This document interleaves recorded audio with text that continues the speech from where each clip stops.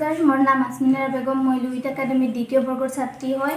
মই এটা কবিতা গাইছোঁ, মমতাৰ চিঠি, আৰু কবিৰ নাম হেম বৰুৱা। মমতাৰ চিঠি, কবি হেম বৰুৱা।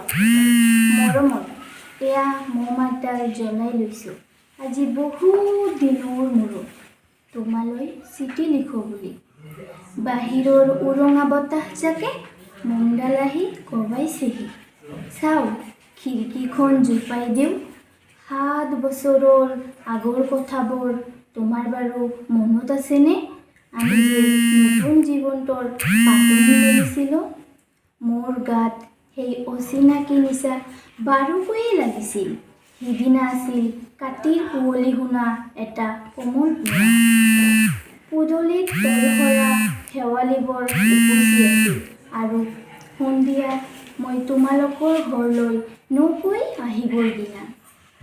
আকাশৰ মেঘৰ মোহনাত হালধীয়া যন্ত্ৰৰ নাওখন হৈ আমাক যে ৰিঙিয়াই মাতিছিল তৰাৰ দেশলৈ। মই লোৱা কাকলৰ ৰঙা হীৰাখনলৈ তুমি বাৰু তেনেকৈ কিয় একেঠাৰে চাইছিলা? মোৰ কেনে লাগিছিল জানা? তুমি যেন কোনোবা দূৰ বিদেশৰ স্বপ্নাতুৰ আলোকৰ মানুহ, আৰু মই যেন তলসৰা এপাহ শেৱালি।